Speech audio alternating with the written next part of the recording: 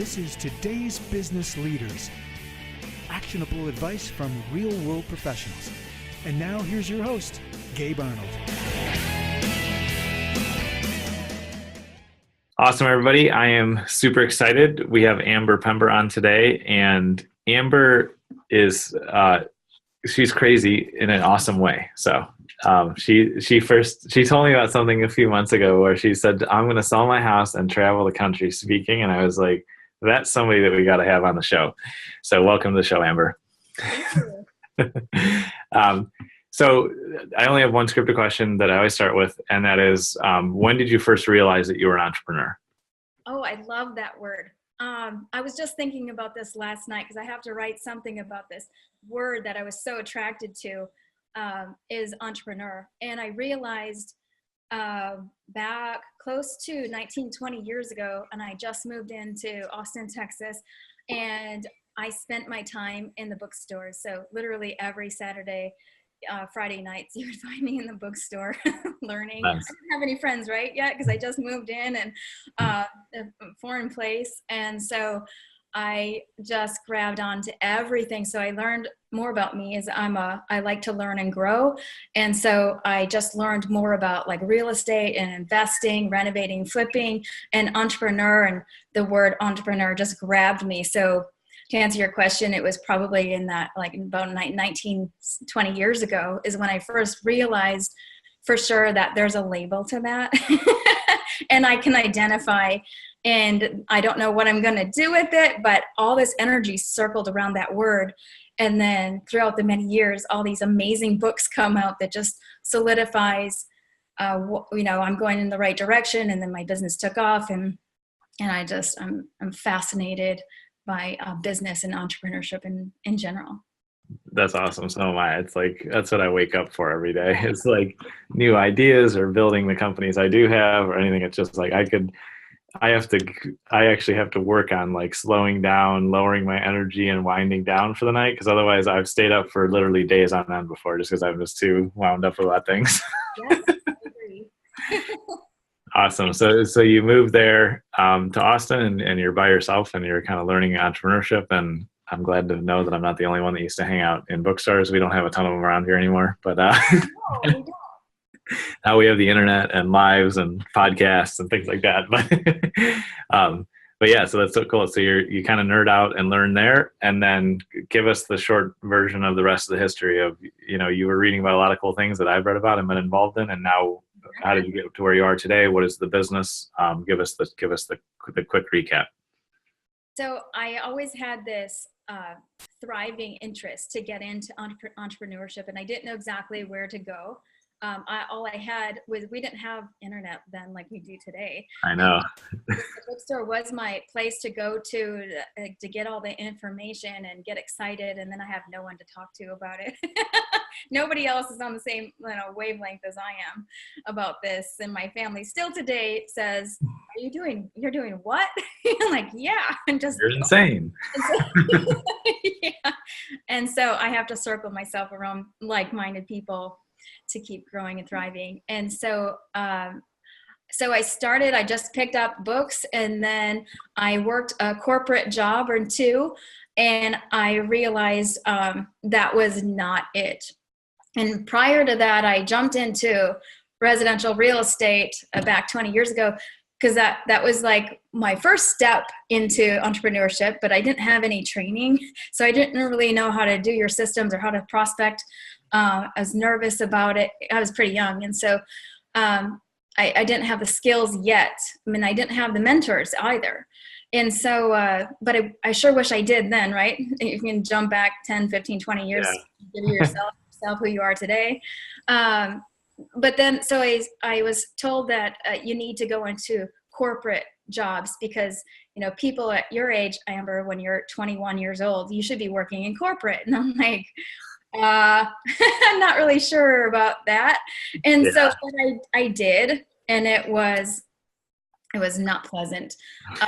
I don't like all that structured rules of threatening, that you're going to lose your position or somebody's going to come, hands on the hips, staring you down for showing up to, your lunch, coming back from lunch late or whatever that was, clocking in. I just didn't get that. There's no room for me to be creative in that environment as I'm a creative person. So I did that for like 8 or 9 months. 2 different businesses. And finally, this is the big kicker. Like, I will show up early. I have the Midwestern work ethic, good or bad. And so I show up early, I stay late, I come in on Saturdays, and I'm the only one doing this. And I'm working really hard, and I look around and nobody's really working. They're just doing the whole corporate clock in, clock out. I don't really care about this, where I'm full in and all passion, and I'm driving results, and I have zero support around me. And then on that second career, on the 89th day, keep in mind I'm still kind of young and very green about all this. I didn't have any systems in place. Yeah. And but I had all this eagerness and drive. And they let me go on the 89th day because they didn't have to pay my benefits, right? And they were shopping around looking for somebody a little bit more experienced, which I totally get, but it was that stopping point for me to make a decision, that fork in the road. And I learned a lot about myself, and I learned that with a little bit of anger and resentment, if you turn that energy into the right channel, you can get amazing results. That's right. So I took that and I actually said, I will never work for somebody in corporate again.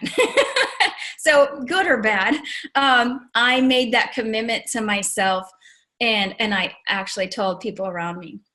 And so what it did was, I guess that is my official stake in the ground, and it's my promise to myself and other people. And I kind of got scared. I'm like, wow, I really actually have to do this now. And so I went, okay. So literally 2 weeks later, I came up with a business name. I took a 5-week workshop in Houston. So I went and stayed with an old friend, old roommate down there. She got her master's degree and moved into Houston, working for NASA. And she's actually my rocket scientist friend. I love that. That's you don't have to be a awesome. rocket scientist to do this, but But I have a friend in case you I have do. a friend who actually is. Nice. And so I took a 5-day workshop, and it was all in person. And I learned, I got to be around people that inspired me. I got a few tips and tools, just a few. And I came back with a little bit of knowledge and a lot of determination. And I took that and I just hit the road running full blast. I said, I have a corporate business name. I did the INC and I got all my paperwork set up with an attorney and CPA. And I'm like, okay, now I'm legal. I'm ready to go. And I got my ads together. And then I went out and I found some friends and family who let me practice on them, right? And I got a great feedback. And my feedback floored me.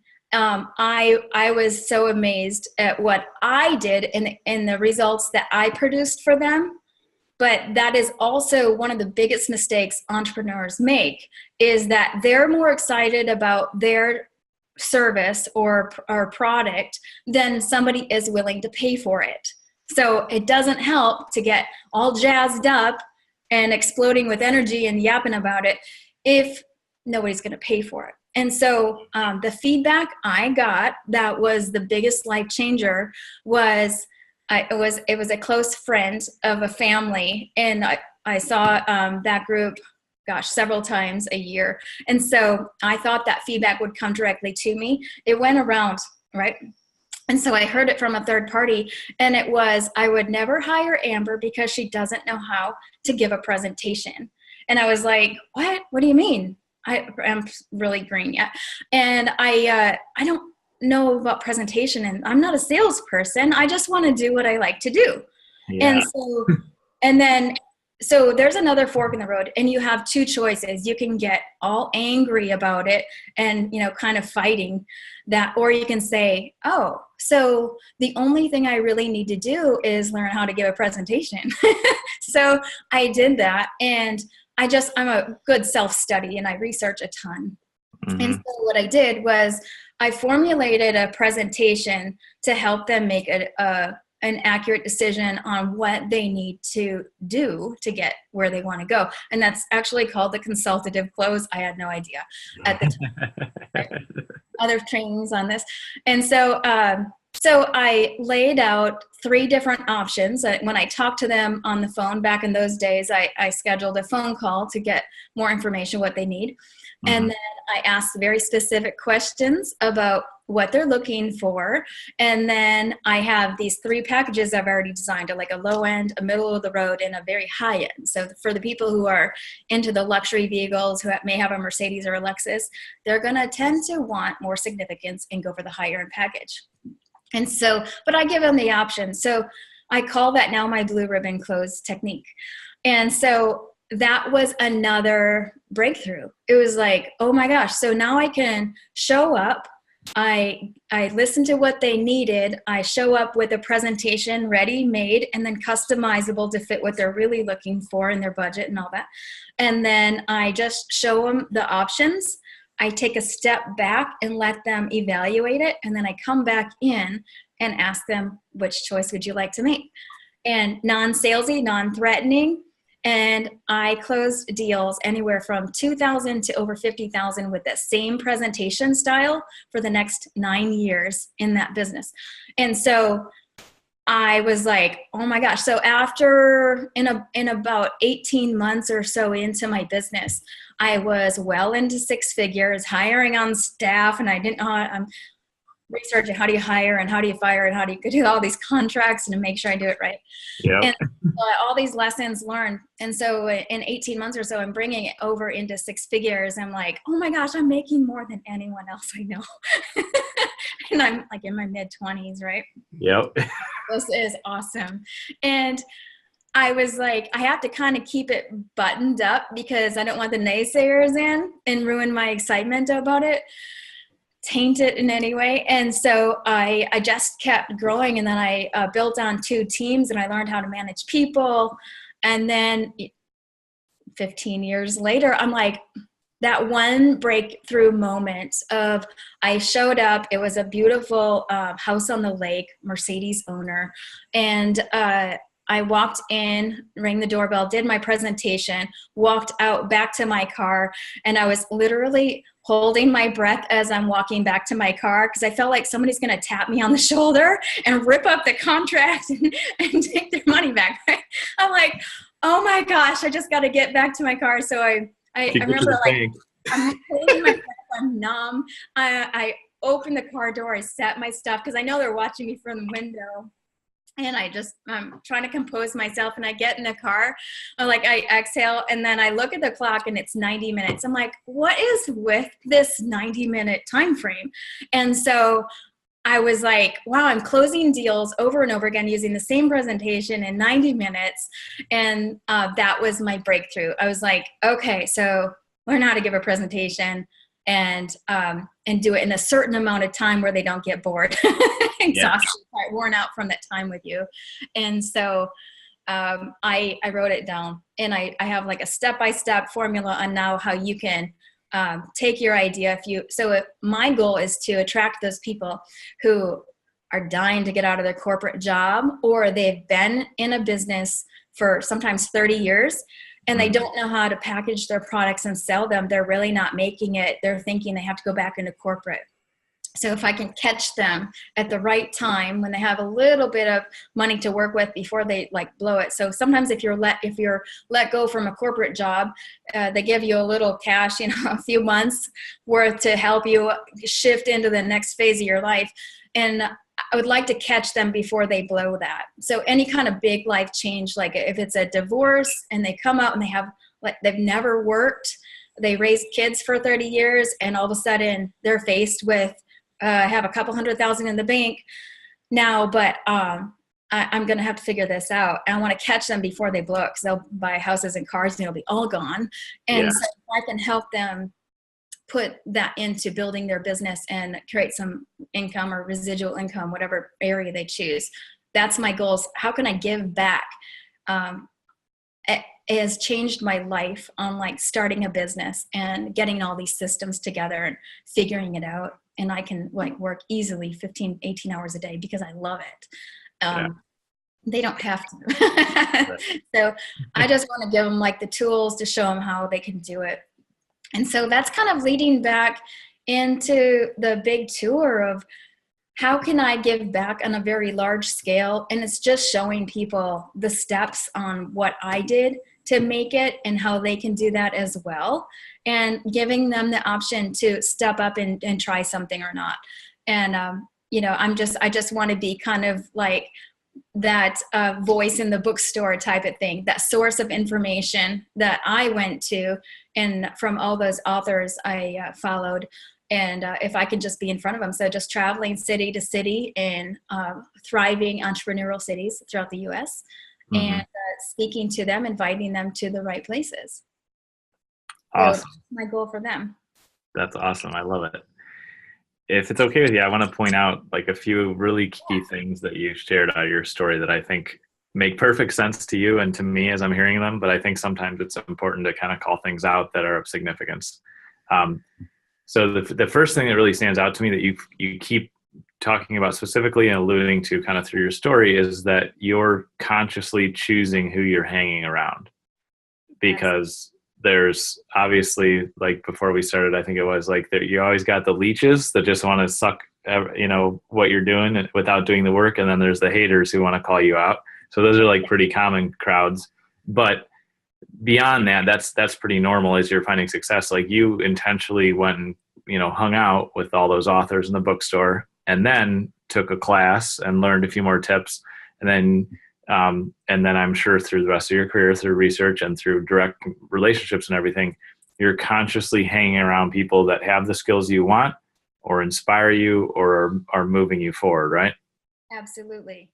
Yeah. And so that's the whole reason I started the podcast, is to hang out with people like you, because I live in the middle of nowhere and, I travel a lot, but like I live in the middle of nowhere. It's not like I can like walk downtown, and go to some, tech hub or like go like see entrepreneurial people.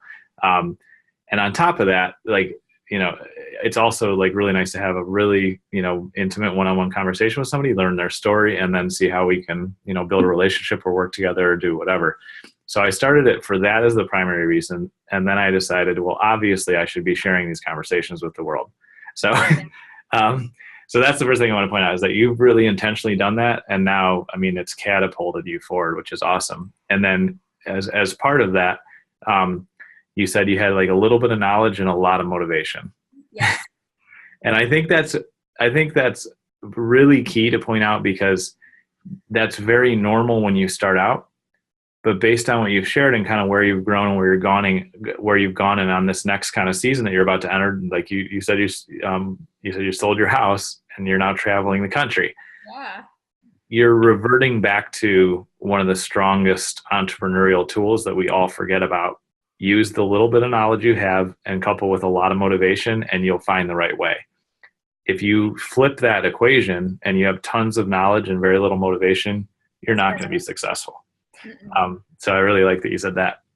And then, of course, across your whole career, I'm sure this is the case. You realize you did something wrong, and instead of like being all offended, and like saying, no, I'm great at presentations, you went out and did research and you learned, and you actually did get good at presentations. And that was your breakthrough to success. And so that constant desire and willingness to learn, being teachable, being humble, those are the things that catapult you forward. And I actually did a live earlier today about how gurus stand on top of the mountain and chant and jump around and shout and say, it only takes one big step to climb Mount Everest, so just take that big step and join me. When in reality, it takes coming down off the mountain, if you really want to serve and help people, and saying, here's my story, here's my journey. The first step to climb to the top of the mountain is to get in better cardio shape, because you need, it's going to take some time to get up there.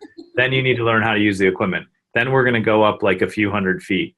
Then we're going to do this, and like really take people by the hand and show them your real authentic journey.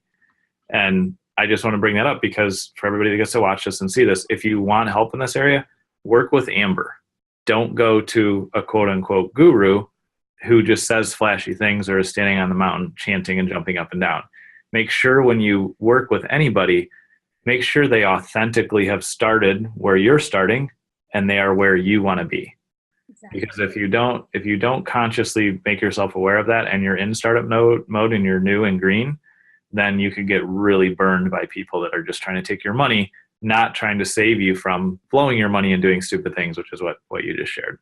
So after several years of working with people and helping them in their business, I'm going to actually write a book on this as well, is showing them the stopping points. So they get really excited. They even buy a program with me or other people, and then there are certain stopping points where they just get hung up, frozen, like, they just go into fear state, and yeah, they can't move out of that. And so unfortunately, when they find me, I tend to attract the people who have spent $10,000 to over $100,000 in trainings, and they still don't even have a button for somebody to click and buy from them. And it breaks my heart because yeah, build up, and I am an expert in designing funnels and running ads and events and articles to the top of that funnel. You want to hear my 4-step process? yeah, absolutely. It doesn't have an acronym just yet, but I created it in a live training, and I just said something. I'm like, wow, like that is it. And so it's attract, engage, transform, and scale. And you need all 4 of those steps in every little thing that you do. So I teach them how you, whether it's articles or ads or events, standing in front of a room or a webinar, you need to do all those 4 things. And then on the next step, you have to do all that again. So for instance, like, let's say I'm running a Facebook ad. I have to attract them with an image or a video and wording, the copywriting that is going to get their attention. And then once they click on that, or within that wording or that video, I have to engage them. So hold them for more than 2 seconds. And then I have to give them a wow experience, ethically, not like some of the people who, all these fake testimonials and stuff, right? And so, like, give them the experience of, like,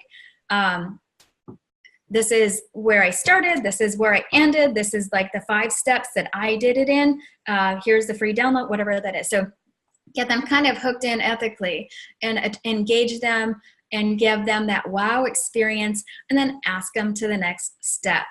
And a lot of people fail to ask them to the next step.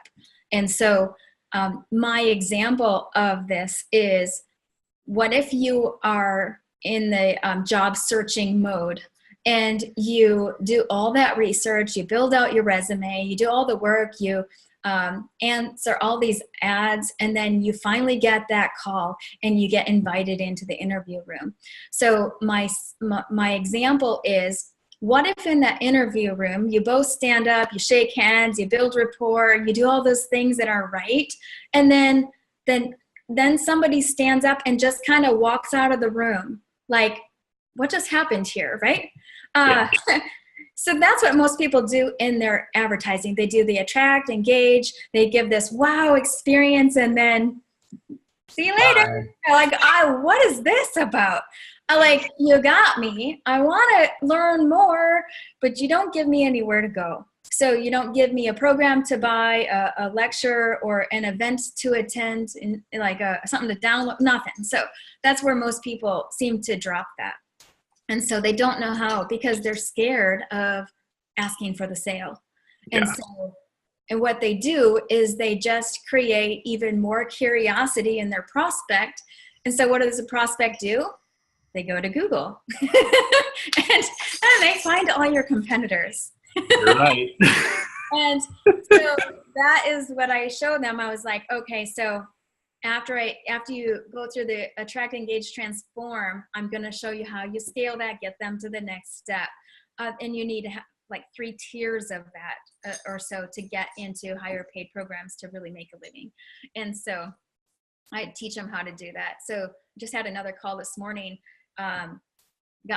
Somebody got all excited and failed to hold the events. Well, that's where you make the transformation. So if you fail to show up to your own plan, you're obviously not going to be able to present an offer or give transformational experience for them.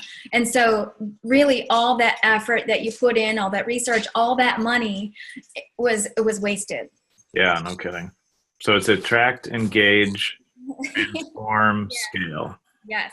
Okay, And cool. it's cyclical. So let's say you have your ad out there and you have to have all 4 steps, and then you have lead them to a webinar. Again, you have to have all 4 steps in that, and then you lead them into a paid program. You have to have all 4 steps in that, and then advance them to it and the next program after they get the results. So you need all 4 steps in every step that you have in every touch point. And so I realized that if you miss one of them, you're completely out. Yeah, for sure. And today, like I have 10 steps to the closing formula that I created. Mm-hmm. And I go fast, get a little confident, and I miss one of them, I blow it. And I was like, oh, dang it. I even wrote down the formula. I created it. But I got excited and I missed the simple step. And it could be as simple as giving them the space to make a decision, right? Mm-hmm. Or giving them the 2 to 3 choices to make, not the whole menu, because I got excited and everything I can help them with, right? Right. And so, those are stopping points, again, that I've had that I had to stop and correct, of like, just simplify, give them 1 to 3 options, and then let them make a choice. Yeah. No, I'm glad you mentioned that too, because it's like, I'm a huge systems person. Like everything runs, like my businesses are running right now and I don't have to think about it. I know no matter what happens, it's going to be taken care of and I can go out of town or do whatever. And so I love systems. And then when I come in and like I'm kind of ad hoc jumping in, which I try not to do, I don't follow the system and then everything breaks. So it's like, I know exactly how that feels. So it's super key. Like when you develop something, this is something else that somebody pointed out to me that was on the show recently.